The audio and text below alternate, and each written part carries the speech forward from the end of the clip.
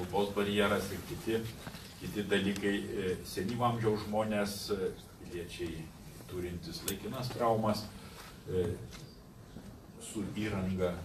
Kaip matome, universalus dizainas praplečia žmogaus turinčio judėjimo sunkumų savoką ir įjungia labai didelę visuomenės dalį į to turinčio sunkumus grupę. Ką tai duoda? Tai duoda, kad kurdami tokią įrangą, kuri tinka ir tradicinė prasme, kaip buvo įprasta vadinti neįgaliesiems, bet kartu ir kitiems žmonėms, mes sukuriam aplinką, kurią gali naudotis visi ir kuri yra patogesnė. Man labai patinka šitas punktas, kur moteris su aukštakulniais. Tai čia tiesiog genialus pastebėjimas. Aš kažkada vaikystėje bandžiau ir nepavyko man niekaip. Taip. Tai vartotojas nėra kaltas ir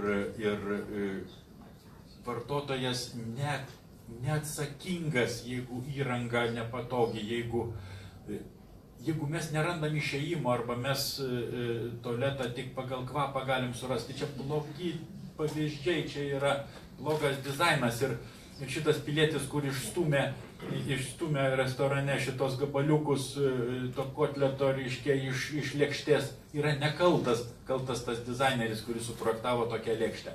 Tai čia yra mąstymo pakeitimas. Mums visiems reikia pakeisti mąstymą, tada mes gyvensim geriau, tada mes kursime kokybiškesnę aplinką, tada mes gerbsime žmogų, ko visiems ir linkiu. Ačiū. Dėkuoju.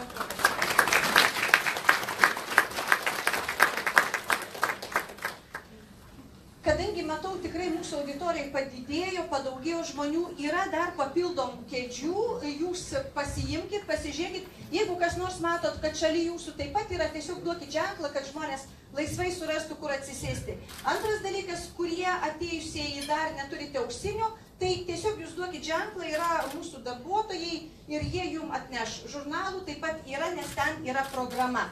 Taip kad šitie ūkiški tokie dalykai. Ir dar noriu pasidalyti skaičiais. Pagal registraciją buvo užregistravusių žmonių dalyvauti apie 214 ir aš žinau, kad šiek tiek atkrito, kadangi mes bandom padaryti kokybišką transliaciją į Facebooką, nes yra žmonių, kurie sakė, jiem patogiau yra stebėti Facebooku. Taip kad galite ir jūs, jeigu kaip, su draugais susirasti ir pasidalinti. Transliuojama yra per statybų-naujienos.lt Facebook profilį. Ir mums labai talkina puikiai net 4 vertėjai. Man labai smagu ir gera tą pasakyti. 4 vertėjai. Tai yra anglų, lietuvių kalba yra Aleksas ir Miroslavas. Jie yra už lango. Ir yra 2 vaikinai, tai yra Kazimieras ir Artūras, kurie padeda su gestų kalba. Aš esu Genė Drungilienė, esu portalo statybų naujienos LT redaktorė, esu viena iš šito renginio organizatorių. Dabar dar apie vieną ūkinį reikalą. Po pranešimų aš labai siūlyčiau neklausti, neužduoti klausimų, nes gali būti, kad kilę dabar klausimai, jie bus atsakyti kitame pranešime. O pasiklausti, išsikamantinėti visko iki galo, mes turėsime antrojoje konferencijos dalyje laiko, tai bus nuo 16 valandos diskusija ir atsakymai į klausimus. Ir kągi, kviečiu tada pirmam pranešimui, tai yra ponas Sigmund Asmervik, profesorius emeritas, architektas iš Norvegijos. Ir jo pranešimas vadinasi, kaip dizainas ir architektūra gali padėti įgyvendinti universalaus dizaino principą. Jums pusvalandis. Raigardai, gal galėtų pagelbėti?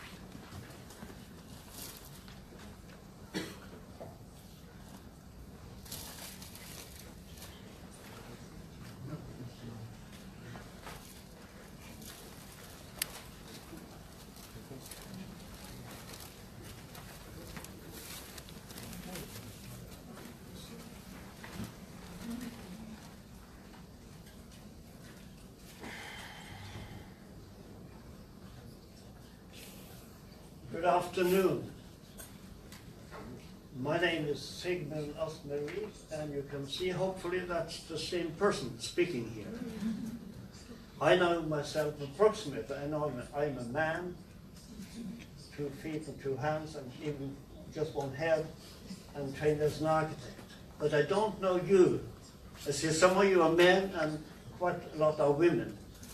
But could you please raise your hand, those of you who are architects or students of architecture and design. Take your hands down again. And could I have the hands from people being engineers and students of engineering? A little less, but not too bad. What about occupational therapists? Where are you? 3, 4? Yes. What about politicians? 1 politician, that's good. Well, I got an idea who is listening here. So I feel quite comfortable that so many architects, because coming here, I was suspicious that there should be some architects.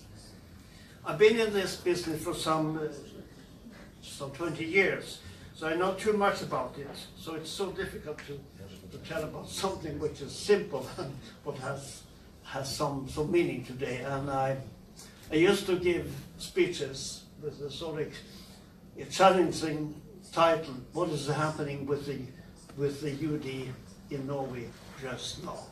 That's challenging. So I will try to say something, at least at the end, what is really a thing we think is happening, which is important.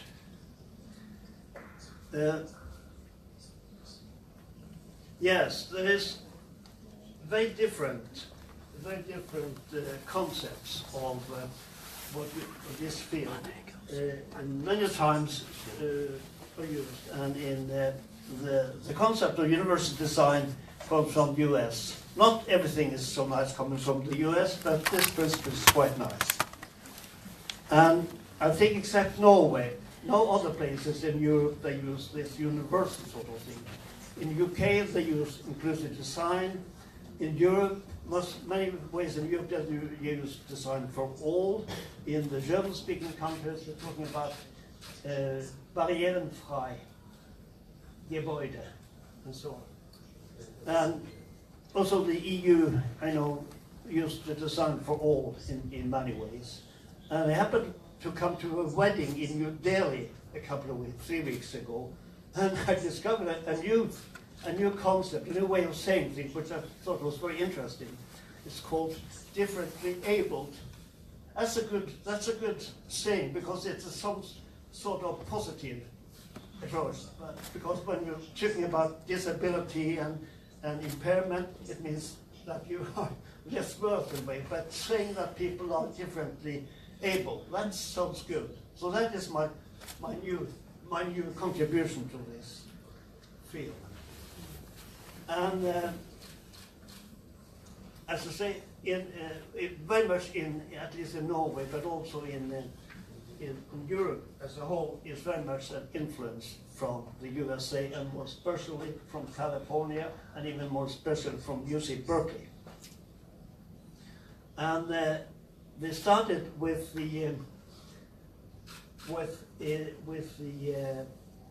there was created an association called the Center for Independent Living that has to do with civil rights, the right to have independent living.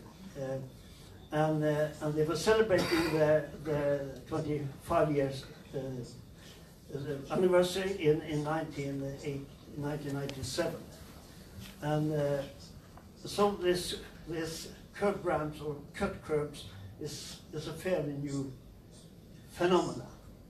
And I have to say something about Barcelona later, but first some more about USA. And the Americans with Disability Act was passed into law by the Congress in 1990. And at least in Norway, this law has been act has been as a model, and we have had lot of reports before we have this law in Norway called the Act of Discrimination and Accessibility. Surprisingly, to some it was passed into law by the Republican George Bush and prepared by Ronald Reagan. And there was no voting against it. And it deals with laws and regulations dealing with the disability society in the US, going back to civil rights back in the 1960s. And in 2010, they even got a special campus called the Ed Roberts campus in Berkeley, named after the Ed Roberts, born 1939, American disability rights activist who is considered to be the founder of the independent living movement.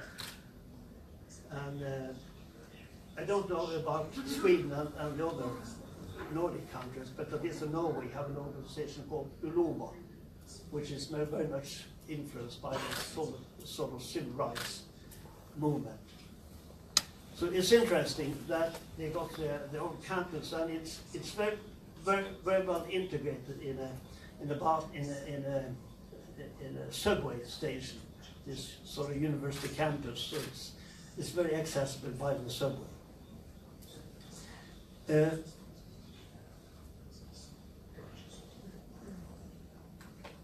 No.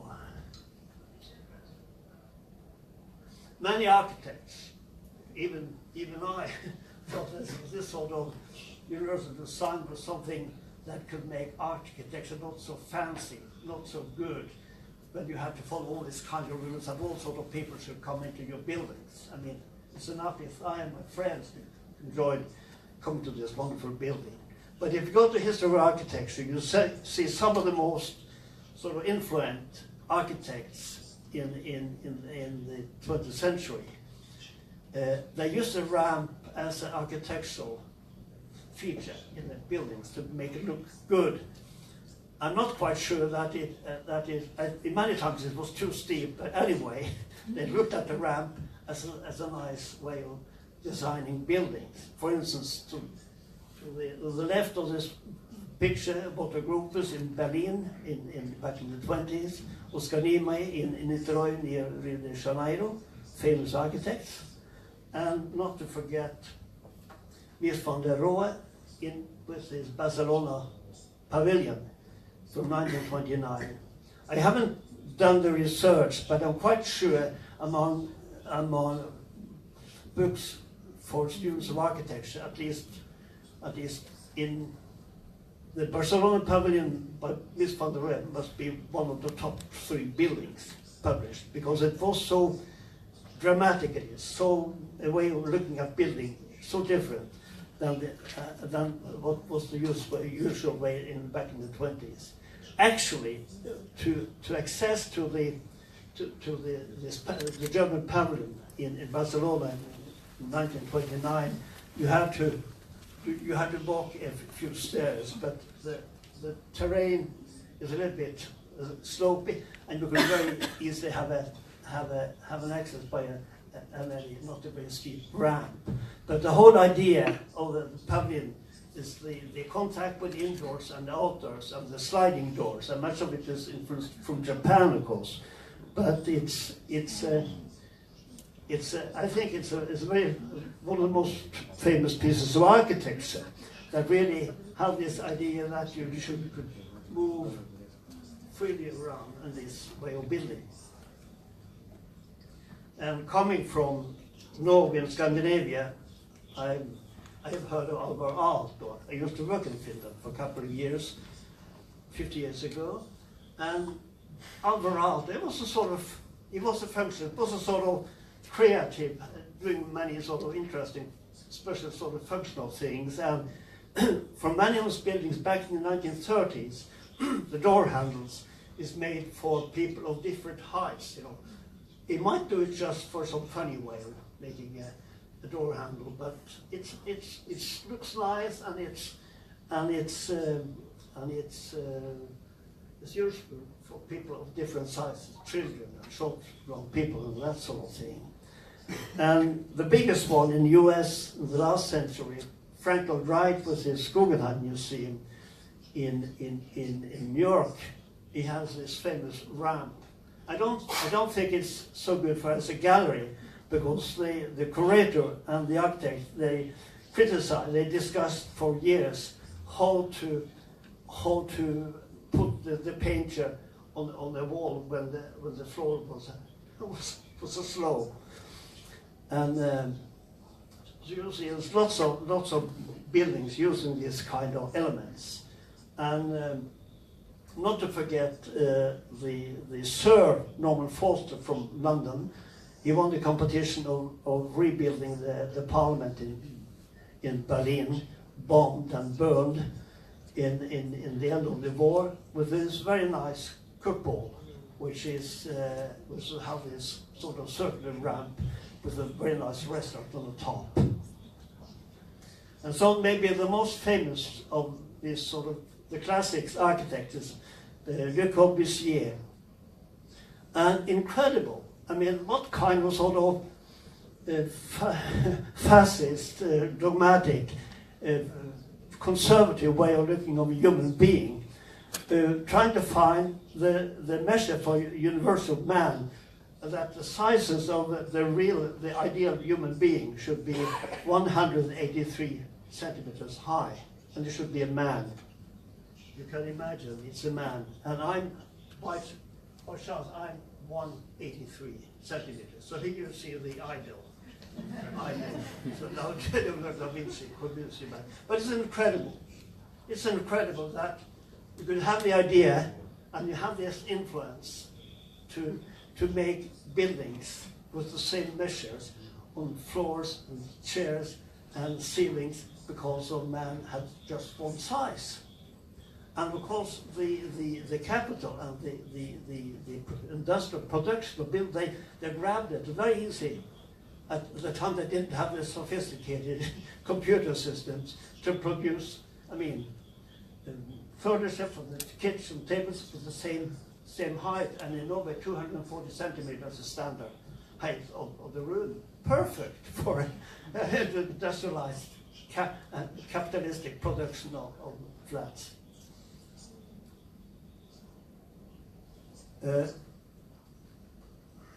I can't talk about this issue without mentioning Barcelona. After Franco's death in 1975, there was a pressure to build a new city, and many sort of private architects, they went into public office, town planning offices, and some went into politics. So what happened in Barcelona, the 25 years after 1975 was really a revolution in how to build cities. And a good colleague of mine, Ignacio, the chair, he gives some lectures, and he said, we had no money, so we had to do something. In Norway, we have too much money, so we can't do anything. So that means you have to give priority to something. And rebuilding the city, they said, public street and public square is important, public transport is important, public buildings is important. And in all reports from Barcelona, there's no design for all, no universal design, whatever. And in the Olympic Games, 1992 was the first time that the Paralympic was in the same buildings, the same areas as the money Olympic Games. So this is a sort of typical Barcelona narrow street before the transformation, and this is the situation after. Very, very, very simple, very clean, no fancy detailing. Just make a flat floor, and you have the drainage in the center. When you have, if it's a little bit raining and so on, it works like a guiding line, because there is a water in the center. And they are very strict on not having advertisement, no bikes along the walls. And people don't think of it when they come with the bags and so, and the wheels and the wheelchair. You can move fluently around in the whole city.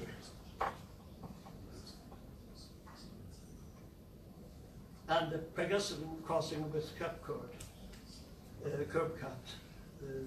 The same system all over the places, not some fancy detailing on different corners, but just the same principles. And how to use cultural heritage in buildings. And in Barcelona, you find that on the picture to the left, I think the historical building get a high sort of architectural quality with a sort of elegant ramp and stair.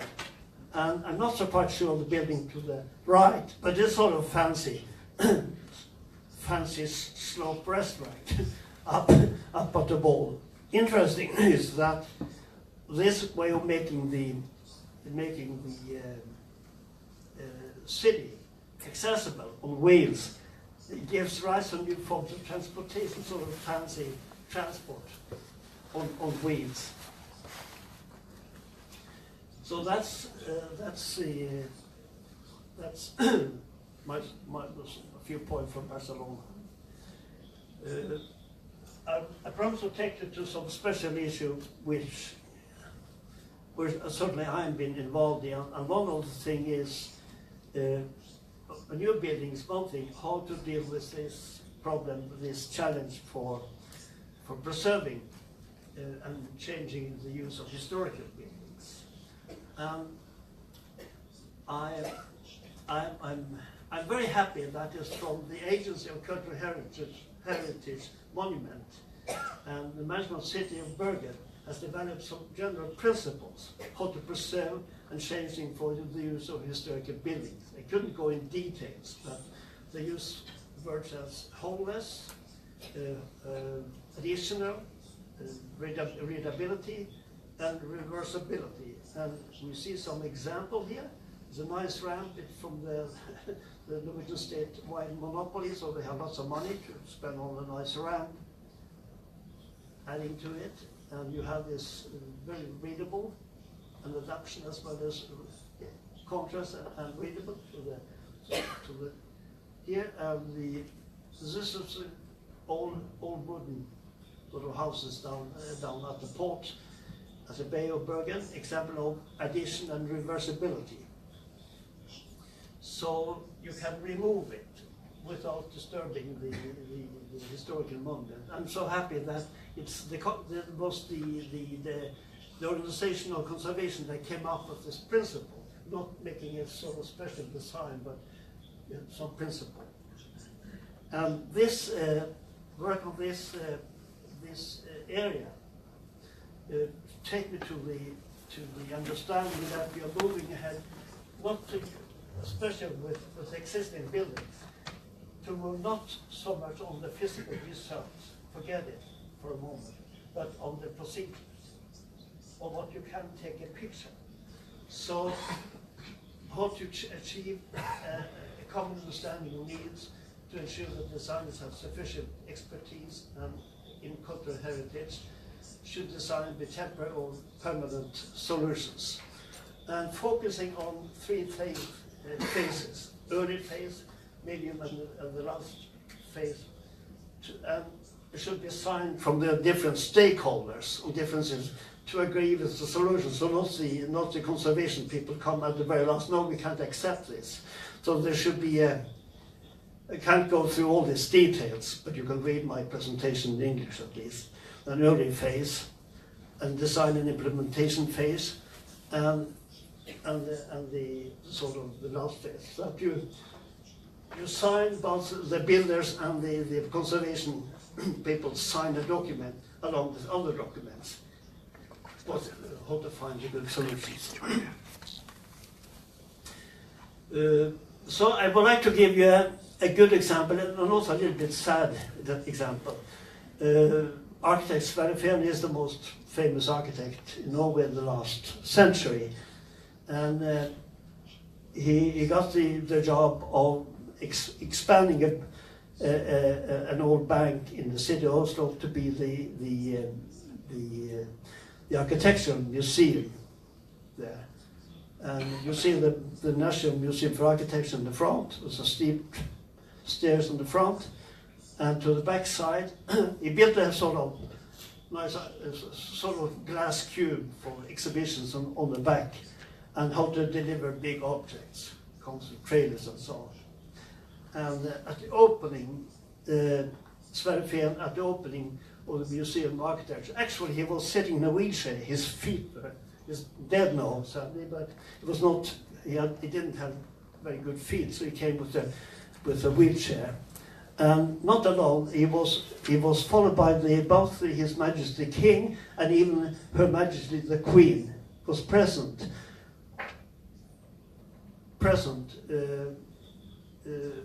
When the Architecture Museum at the Bank Square officially opened March 6, 2008. The new Museum of Architecture, which is based on a strong contrast to the historical bank building, could have gained this point even more clearly. Why not Grosch? Grosch was the famous architect for the old bank building. Why not Grosch against the historical Bank Square and the Pritzker Prize? Pritzker Prize is the most prestigious architecture prize. Sverre Fehn is the only Norwegian architect who got that. Why not that Sverre Fehn could make a new main entry from the opposite side, and not on the back side, and not just for garbage and big items. That could be, I mean, even as Soviet, I couldn't see the idea that you could make a modern new architect accessible. But people in wheelchairs know how to go through where they take the rubbish and they come with the big lorries. Thus, Sverre Fehn, who arrived in the official opening in a wheelchair, could have been given an honorable and equally arrival with both King and the Queen.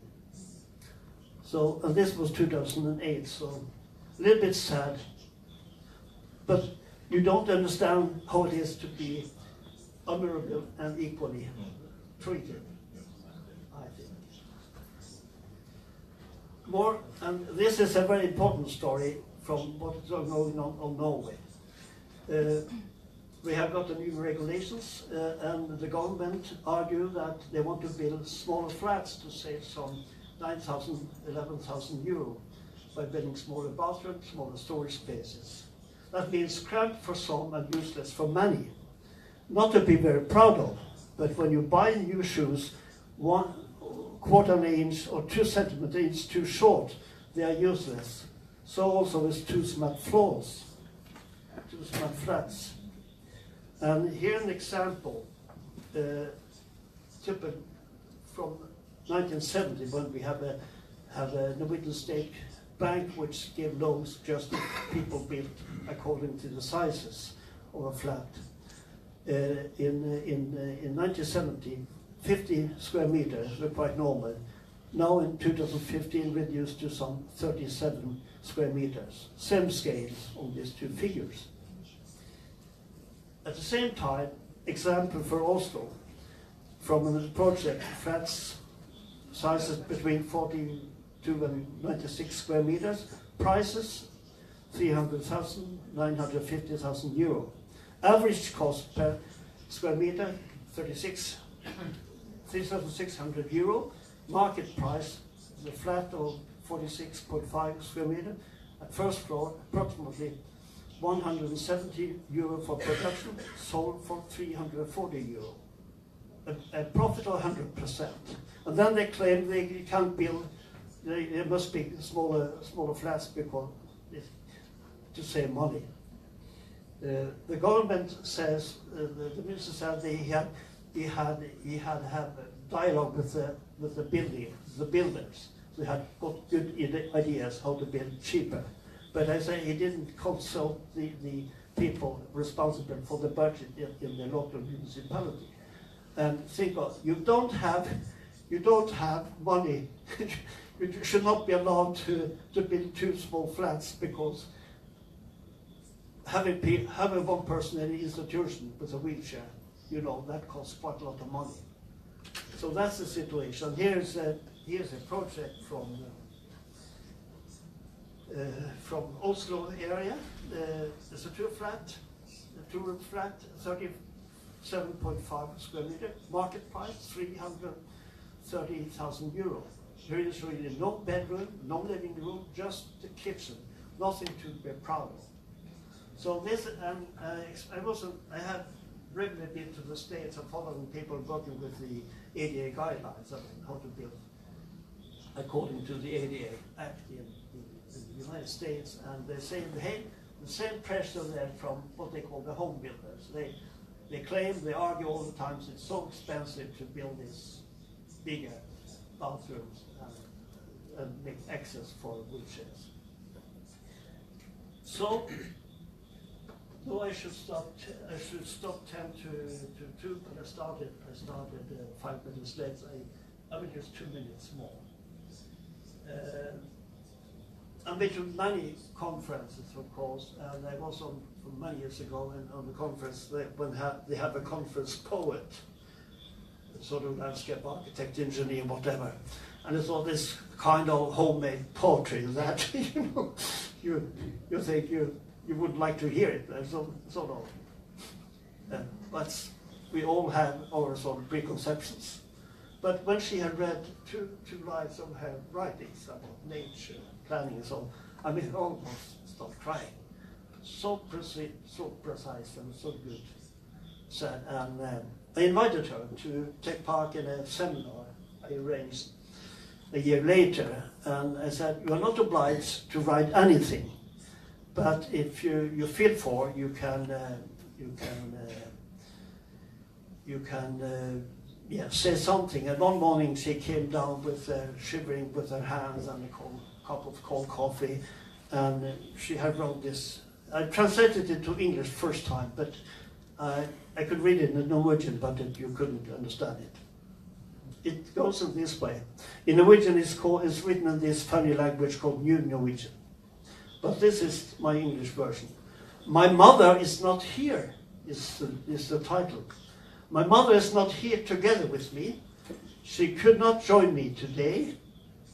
This day will never come back, and my mother is not here. Not because she is angry and is going to punish me, not because she is sick and lying in her bed. My mother is sitting in a chair. I have a nice backpack that wraps a little on my shoulder. I have a new dress and new shoes. Everything is new this morning, and this day is one of the finest days, and my mother is not here. She's sitting in a chair, and the entrance door is too narrow for this chair. But she certainly could have moved to the front of the door, and I certainly believe that she could have seen me from the window, and I could wave to her with my hand. It's the first day of school for her. Girl, I started crying almost. I have to read this. I mean, when people talk about that, well, how many times, how many people are coming to, but on those days in churches and school, but it's just one day. You should not bring in some calculation, because so this is a sort of the qualitative attitude, responsibility to your neighbors and to friends, your family, to human beings. And the other one is the quantitative, that it is not smart to build too small flats.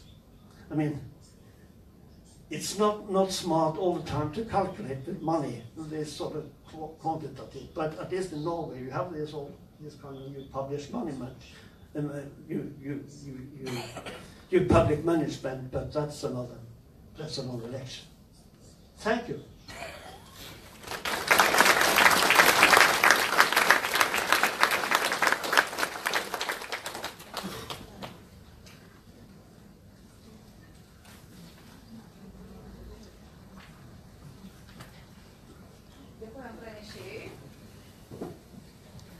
Girdit mane? Tai dėkojam pranešėjui ir dabar, mes kelsimės į Švediją. Ypač turėtų labai atidžiai klausytis ir išgirsti labai daug gerų dalykų savivaldybės. Nes tai yra ponios, kurios atstovauja Boras miestui Švedijos.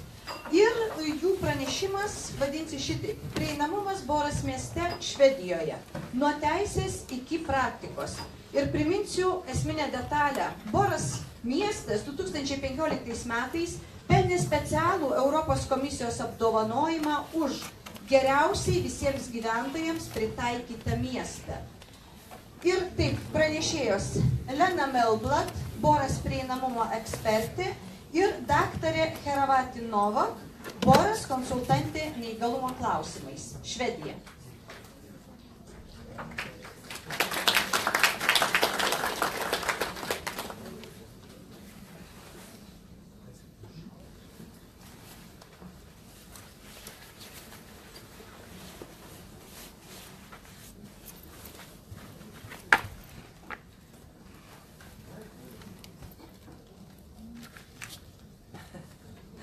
Hello, thank you for inviting us for this conference. My name is Lena Melblad, and this is my colleague Heravati Novak.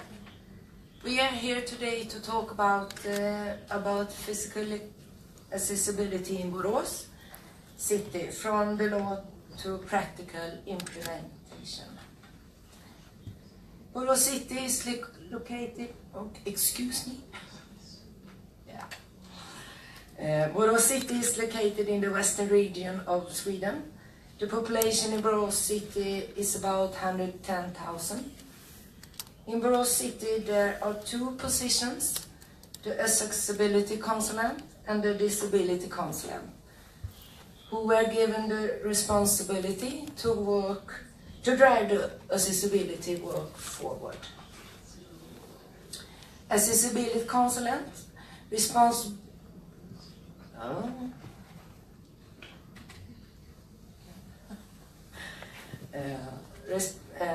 accessibility consultant is responsible for the whole city, focus on physical accessibility. Participate in the entire construction process, internal and external collaboration, active member in the disability council.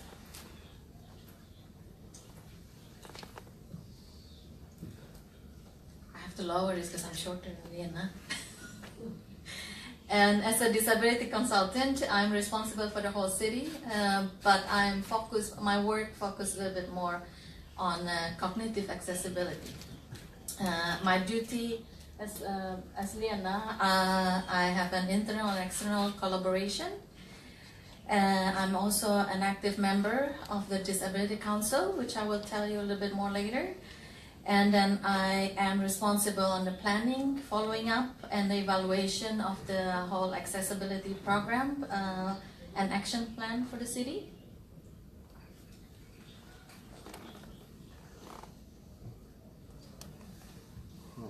This one is a little bit off. This one is also a little bit off. We will see. Well, and this one, I'm not sure what happened to this presentation. I think it might be the wrong slide.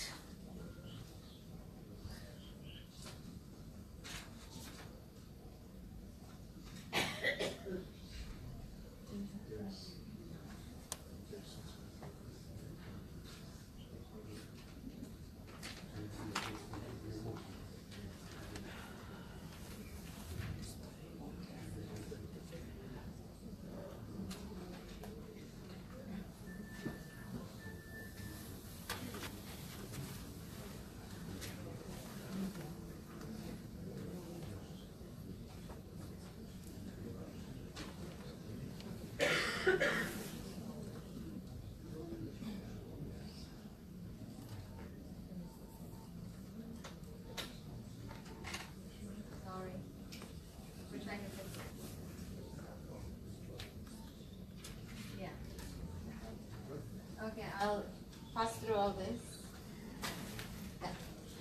I think, like Lena said, we work on a lot of the implementation, and in Borås City, we're trying to make the city accessible for all the citizens for a long time. But the 4 successful factors, I think, that contributes to that is that First, we have the law and the regulation that exists in Sweden. We have the political ambition, both in the national level and in the municipality level. And then the strategical work that specify and define how and what we should do, in what timetable we should do it, and who is responsible for what. And then, of course, the knowledge and the competence of the professionals that's working in the field. I will go from the first one to the fourth. In Sweden, there are agencies that monitors the international as well as the national laws. The UN Convention, for example, on the right of person with disability, and the disability policy. They are monitored by the Swedish Agency for Participation. And while the Planning and Building Act is monitored by a National Board of Housing, Building and Planning.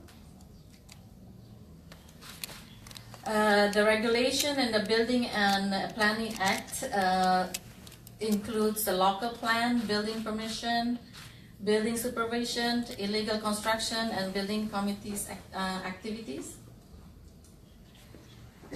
And the National Board of Housing, Building and Planning, it's called Boverket in Sweden, is an agency that works with these issues. And how to plan the society and the building and the housing.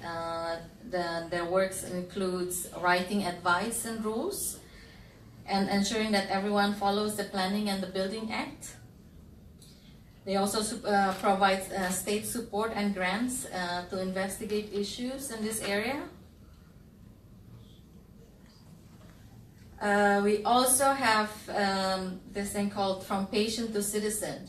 So the Swedish National Disability Policy aims are to set forth in an action plan known as From Patient to Citizen, which is technically a previously person with disabilities had often been referred to as patient in Sweden, but since the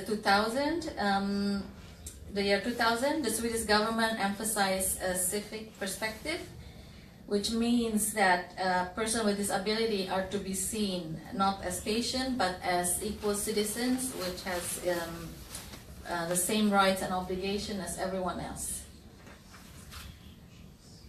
I will tell you about the city council, which is going on a lot in Borås, and this is part of, I think, the strength that we have. So to ensure that we have feedback from the citizens, we have there's different councils, and one of them is the disability councils. And the disability council consists of politicians and the local politicians, the professionals who works in different departments, and the representative from different disability organizations. There are 3 different disability councils in Borås. One is the one focused on the broader issue in the city. It's called the Central Disability Council, and one is focusing on the leisure activities and public health, and the third one is focusing on the social care. Now Lena is going to continue.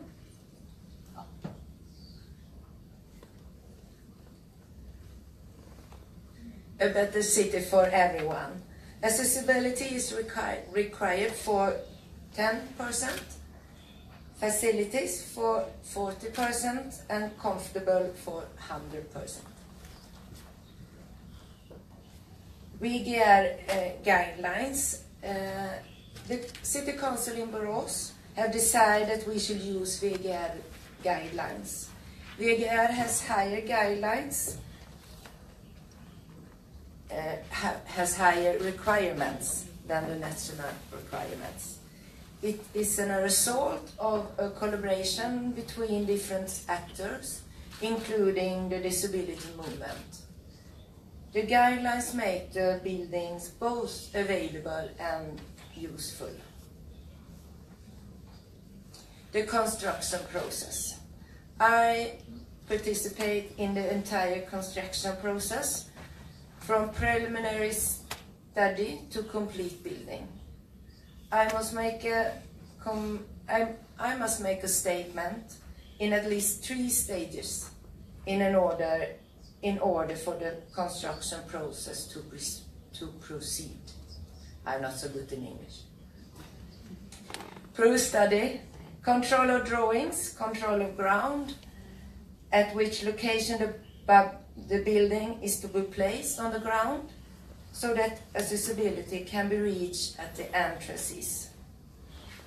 Planning, I'm involved in the planning meetings, which is the most important part of the process, to avoid higher costs in the future because mistakes in the construction process.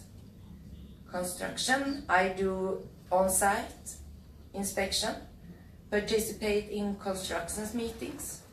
Then I'll be involved in the final inspection and final notification. Facility management, I also provide support for the professional worker working for the different departments. I will show you some of practical example of the universal design that we have constructed in Borås City.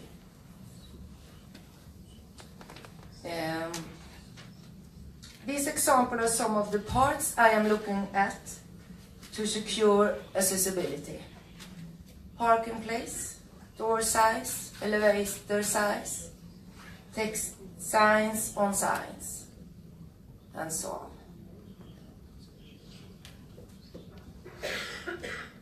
Here is an example of indoor tactile path. A bathroom with a contrast handle and wall.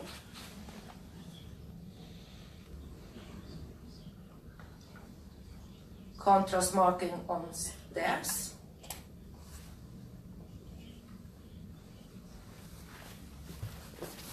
Contrast marking on window and glass doors.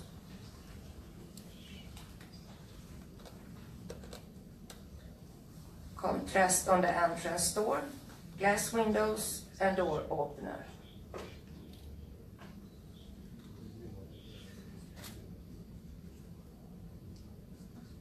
In this picture, we will show you a mistake that is then being corrected by making small adjustments. In the left picture, the tactile marking is in picture number 1 leads directly to the sensor door. You can see. Yeah. The sensor door cannot be removed or replaced. We decided we can correct that mistake by putting a special design carpet with textile marking. This.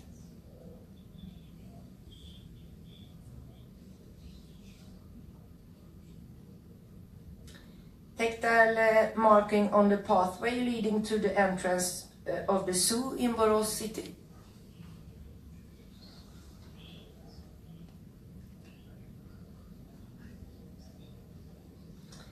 Here is an example of the importance of contrast.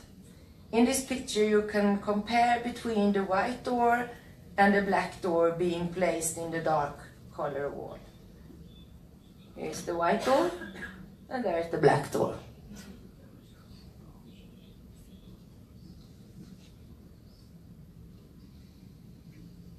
Here is an accessible outdoor scene. Outside scene. Tactile pathways in city center. Here.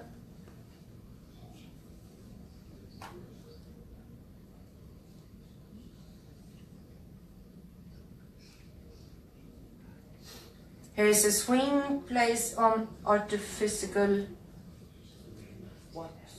Artificial. Grass. Difference level sandbox and a sand table for children who sit on a wheelchair or need walking support.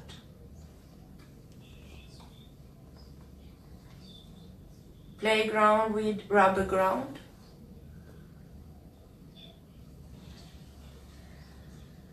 swimming ramp that leads to the water, ramp over the sand that leads to the lake,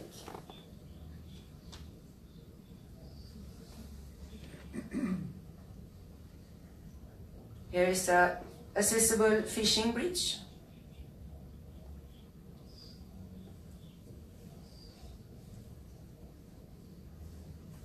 accessible pathway into the forest, accessible path of walkway wide enough to even people using electrical wheelchair. Accessible part around the lake.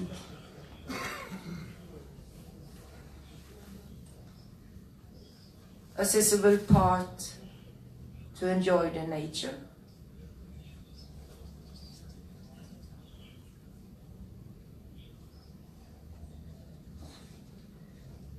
Accessible outside gym that is free for everyone to use. Easy language instruction completed with pictures.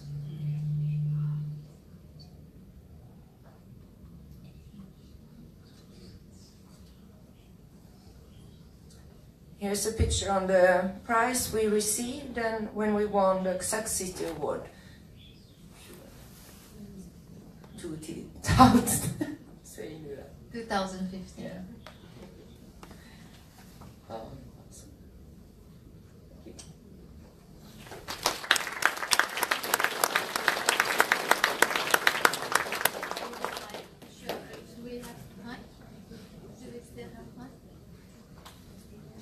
Turi dar laiko. Yes. Yes? Okay. We also want to like to show you a short film.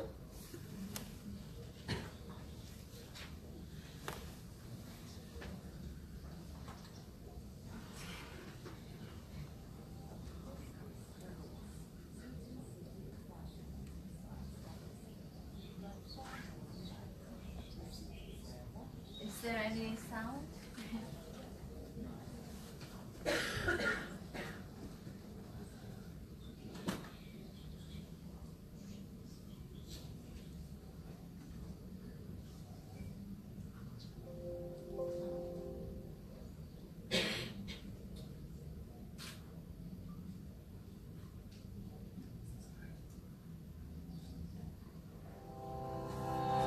This is Borås, Sweden's city of fashion and textiles, obviously, but far more than that.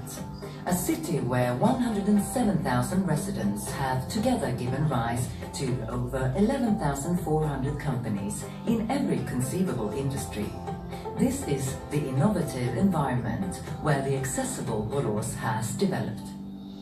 We want to create a city that welcomes everyone, whatever their circumstances, where getting around streets and marketplaces, public buildings, shops and restaurants is easy. And we have made good progress. Borås won the Access City Award 2015. This actually means we offer the best accessibility across the whole of Europe. Here are some examples. 29,800 square meters of heated surfaces in the city center improve accessibility and reduce the risk of slipping. 250 enterprises in the accessibility database make it easy for people with disabilities to decide whether they can manage a visit. 24 people to contact across the municipalities, administrative bodies and companies that help people with disabilities. A 390-meter footbridge to Borås Zoo, in Sweden's largest investment in an entrance geared to disabled access. 3,500 apartments with digital locks that make life easier both for residents and for the home care services. 7 summer Thursdays every year, offering disability-friendly concerts featuring Sweden's greatest artists. All public transport and all public buildings are also disability-friendly, and we are working towards more private enterprises following suit. Because it's not only our residents with disabilities that benefit from an accessible society. An accessible urban environment, heated pavements and street lighting make it easy to get around and increase the sense of security for everyone.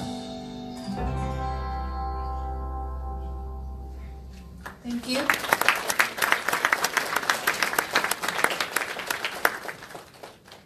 Aš manau, mes diskusijos metu dar pabandysim paklausti, kaip suinteresuoti verslą, kad jisai irgi norėtų dėti savo pinigus ir žinotų, kokią grąžą gali gauti. Ir iš to kiekvienas žmogus kokios vertės gautų.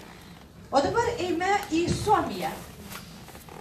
Ponas Pekka Helin yra korporacijos IT vyriausiasis viceprezidentas ir jisai yra papildomų paslaugų gyventojams padalinio vadovas.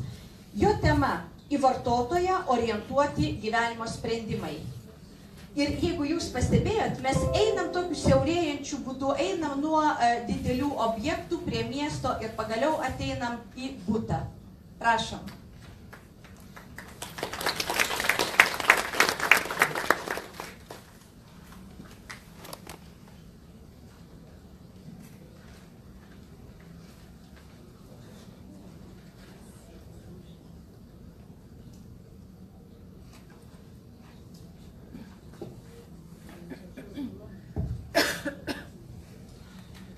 Okay, good afternoon everybody, and thanks for the invitation and opportunity to tell my story in this seminar.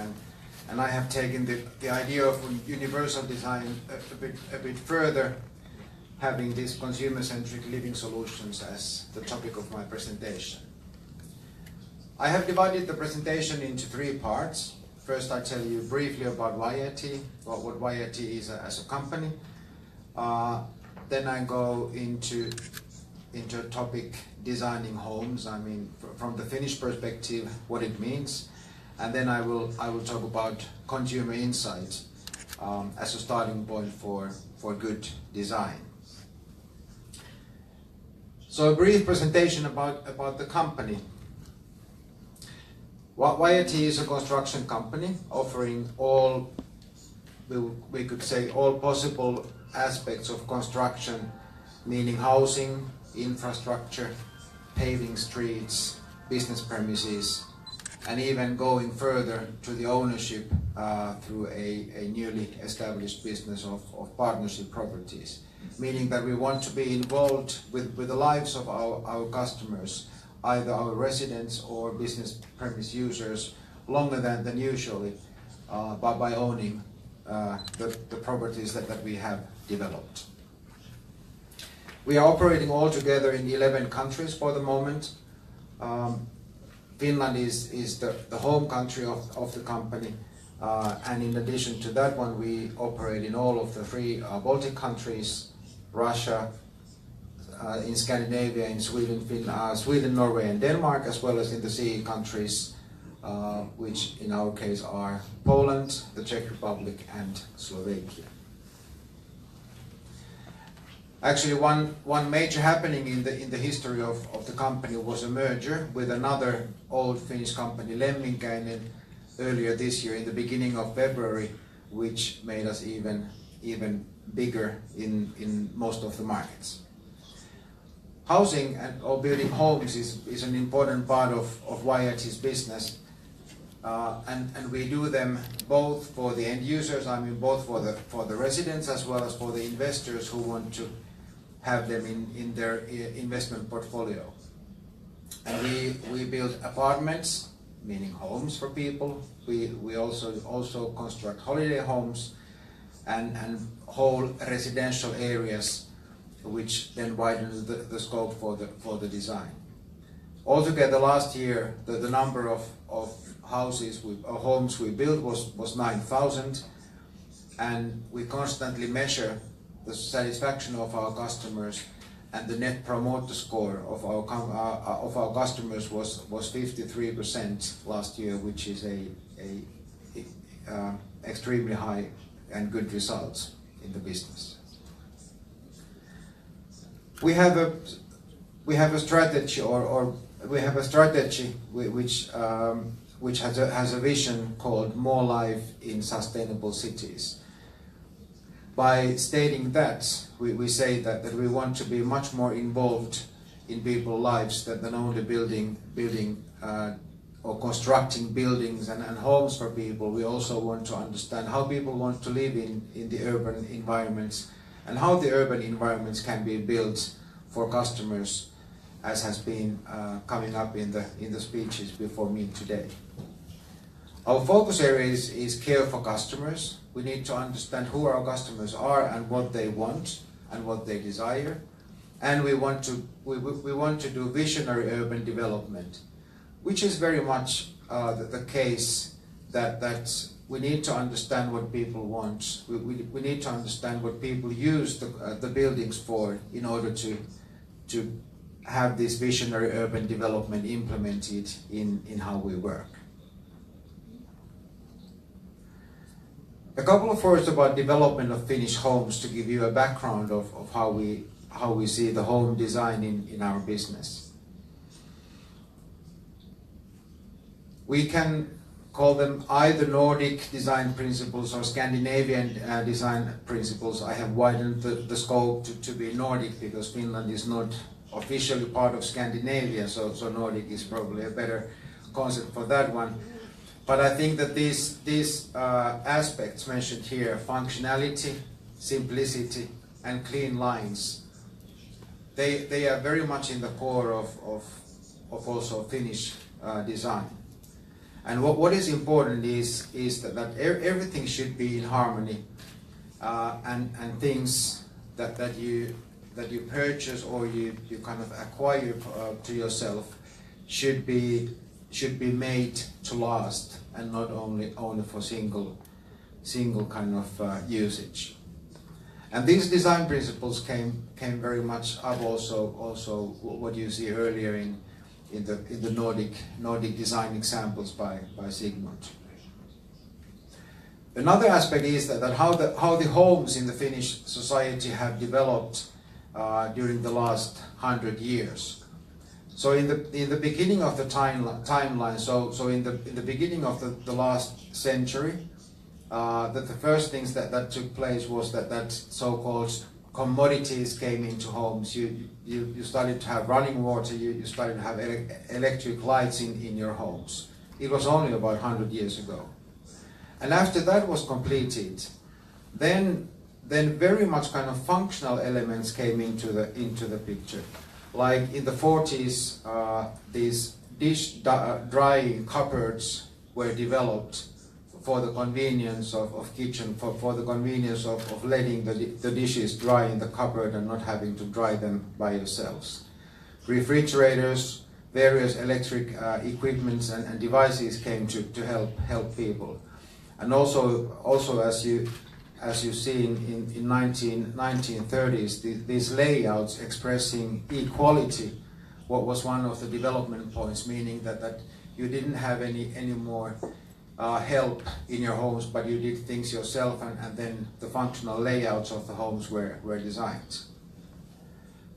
But a third element in the picture is that towards the end of the last century and in the beginning of this century, these more personalized or more interior design related topics have come into the picture. People have started to pay attention to that, how the whole homes look like, how they feel like, and not that much of kind of functional elements any longer, because everything that was necessary was already established and had come to the picture before that one.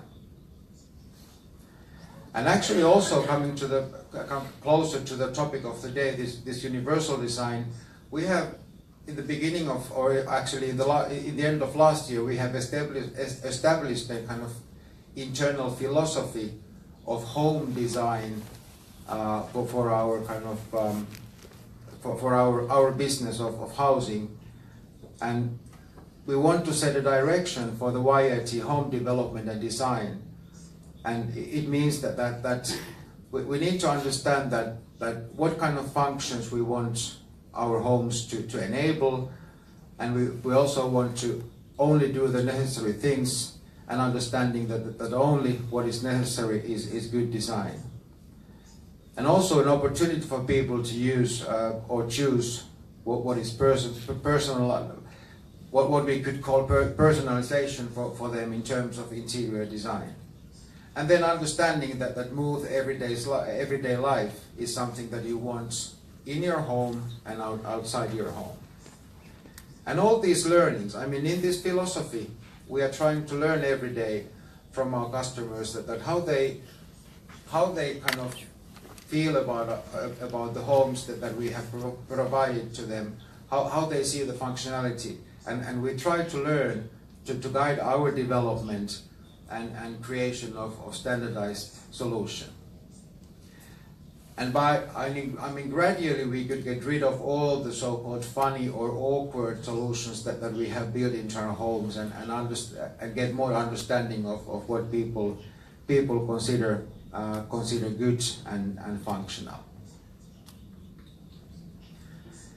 Then I gradually move into the kind of the topic of consumer insight or customer insight, understanding what people really want out of their homes. First of all, when you talk about living or when you talk about homes, you have to understand that the topic or the subject is very multi-layered. I mean, on the top there is this so-called infrastructure layer, meaning that yes, of course, your home must be located somewhere. It is in a certain type of house, and there are certain changes in the society in terms of households or what kind of living units we have in various societies. Then we come into the technology layer, which is then more about the home and how the layout has been designed, what kind of technology has been used in the home to enable good living, and how the sustainability has been taken into account. These two layers are pretty technical in terms of that you need a plot, so you need a location, and you need a layout for your home. But then we come to the two lower layers of the picture. First of them being home function and services, meaning that how do you combine the different services outside your home into your home as well? I mean, where the schools are, where the shops are, and then what kind of social networks you have around where you live and how you live. And then finally, the fourth layer is the kind of all the different emotions and cultures that are related to your home. And all these different aspects should be considered when we talk about designing good homes, when we talk about even universal design. In the societies, there are also some megatrends. These are probably pretty familiar to all of us. We have changes in the consumer needs. I mean, people want more services. They want to be individuals. They want to be considered as individuals in the societies. And people want to be more mobile. They are not that much rooted into certain places as they used to be. Today they want to live in this city, maybe tomorrow in another city, and maybe even in another country. The digitalization is another topic that has been very much discussed nowadays, and it must be in the background when we think about solutions for people currently or for the future. But two things we need to bear in mind.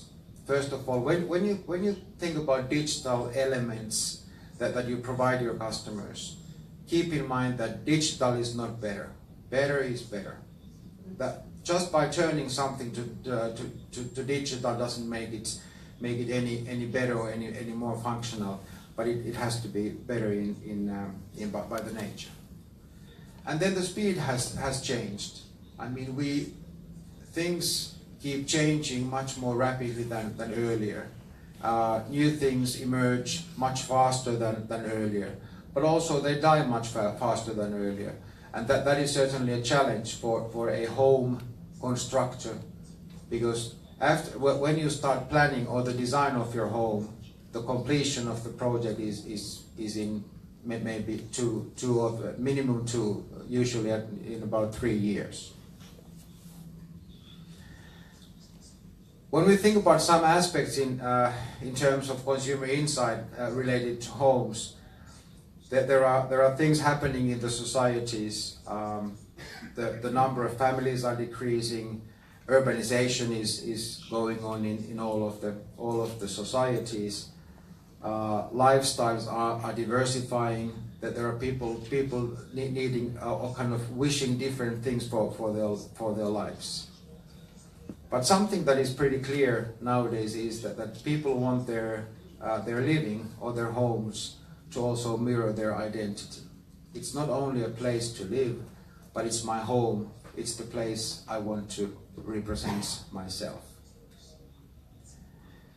And then another point is that attitudes towards interior design, they are partly more passionate than earlier. People think that I certainly and definitely want certain things, but on the other hand, they are also more relaxed.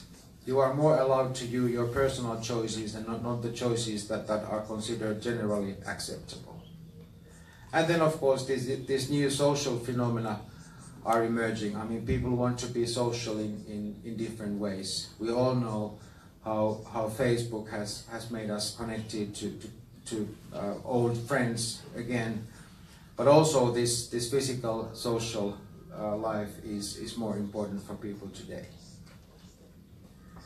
And some very contemporary things in the Finnish living, not today, is that convenience and easiness, they have become very, very important for people. And one example of that is public transportation, which should be kind of useful for your everyday life, taking you from point A to point B.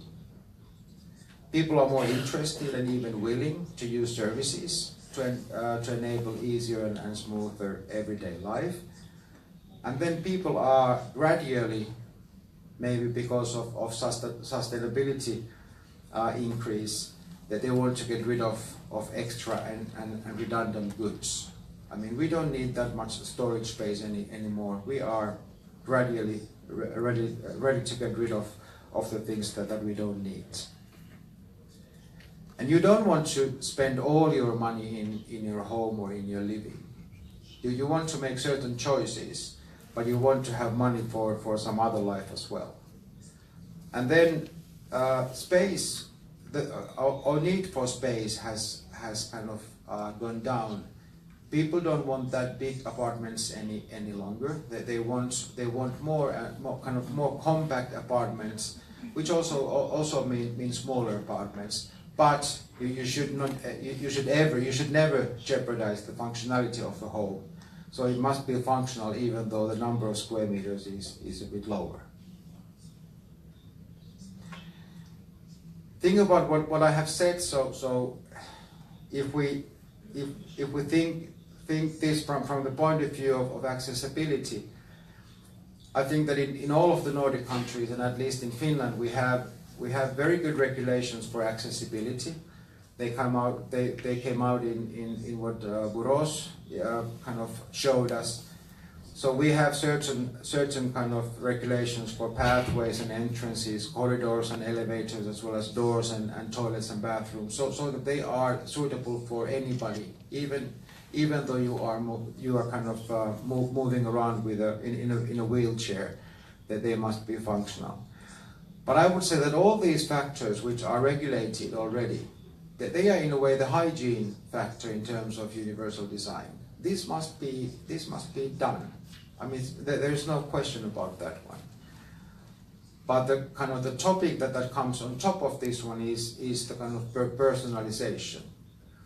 As you see on the kind of bottom right-hand corner, it's a quote from a survey amongst disabled people, that they want to appreciate, or they appreciate accessible solution that primarily evoke images related to something else but disability.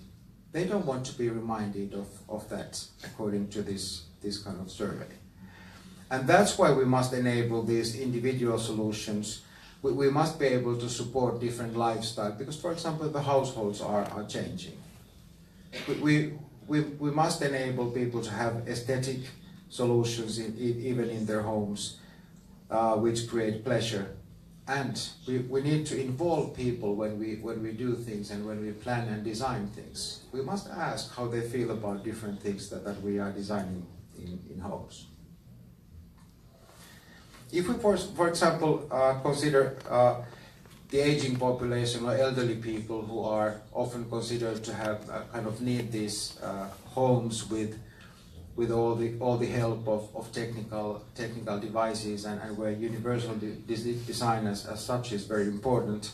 Yes, it must be there, but these people they don't mention that as their wish. That they want to have, of course, it's part of the safety and security that they want to be they want to know that they can live safely and securely in their homes. But they are looking for convenience. They are looking for independent living. They don't want to be dependent on their children or somebody helping them.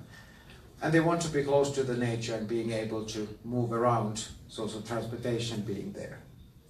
They have hobbies which give a kind of certain framework for their living, and they want to have a community around them. And all this must be, of course, accessible in terms of them living a good life, but that there must be attention to other aspects as well. Another thing in understanding our customers and consumers and people who live in different homes is understanding people's life. This is an example of one of the studies we made when we were kind of looking at different segments in the market. We draw these timelines of their days, what they do, and when they do that. So this kind of ethnographic approach to people's life is actually, it's very valuable. You understand that how much time they spend at home, and what they do at home, and what they do outside their homes. So for a constructor like YIT or any company in the markets, it's very important to understand these aspects so that you understand what kind of role the product you're offering to these people have in their lives. So more or less as a summary, I kind of draw a picture of what we consider as elements of universal design.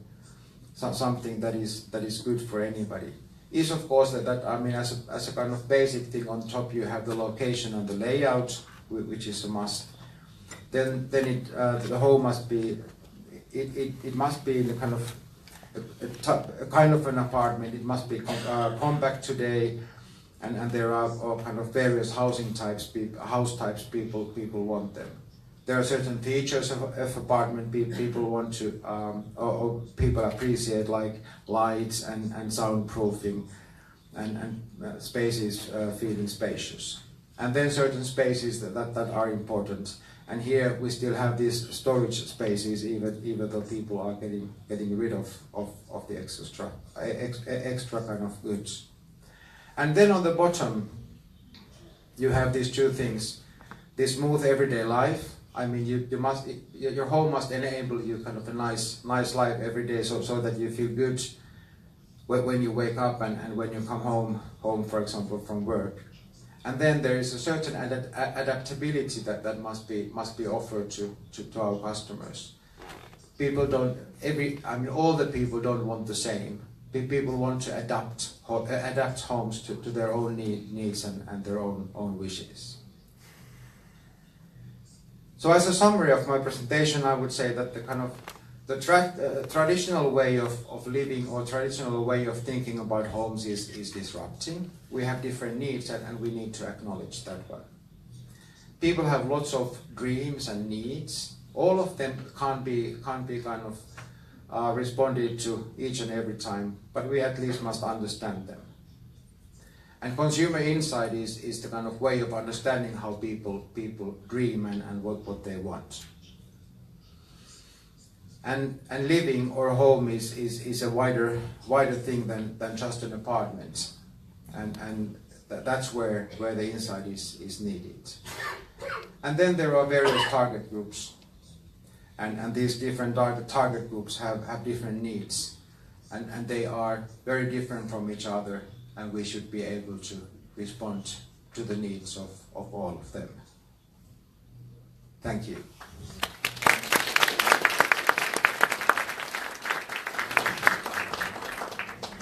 Ar jūs jaučiat kavos kvapą? Aišku, kad ne, aš irgi nejaučiu, bet aš žinau, kad turi būti kava. Bet prieš tai dar norėčiau pastebėti, ką mes išgirsime po pertraukos. Beje, 15 valandą rinksimės. Žodžiu, mes turim labai įdomus pranešėjus.